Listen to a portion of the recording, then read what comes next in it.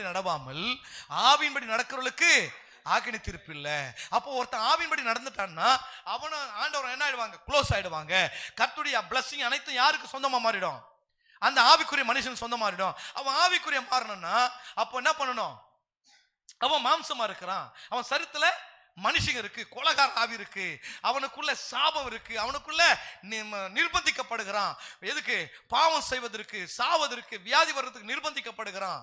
அப்போ அதுல இருந்து ஒருத்தர் விடுதலை ஆகணும்னு சொன்னா இப்ப என்ன பண்ணணும், இப்போ இயேசுவை நோக்கி பார்க்கணும். இயேசு என்ன பண்ணிருக்காரு, இப்ப சிலுவையில என்ன பண்ணிருக்காரு, ஆவின் பிரமாணம் என்னை பாவம் மரணம் என்னும் பிரமாணம் எப்படி எங்க கொண்டு போயிட்டாரு, இப்போ சூப்பர் பேசு கொண்டு போயிட்டார். எங்க கொண்டு போயிட்டாரு, விண்வெளி கொண்டு போயிட்டார். எப்படி ஒரு மனித விண்வெளிக்கு போனான்னா புவியீர்ப்பு சக்தி வேலை செய்யலையோ அந்த மாதிரி ஆண்டவர் அவருடைய ஸ்பேஸுக்கு நம்மளை கொண்டு போயிட்டார். கையை தட்டு, ஒருத்தர் கையை தட்டினா ஒருத்தருக்கு புரியுதுன்னு அர்த்தம், உங்களுக்கு எல்லாம் புரியலன்னு அர்த்தம். ஆமென். ஐ அம் இன் ஸ்பேஸ் நவ், ஸ்பிரிச்சுவல். அதனாலதான் சொல்றேன், நாம் எல்லாருமே இன் கிரைஸ்ட்ல இருக்கிறோம்.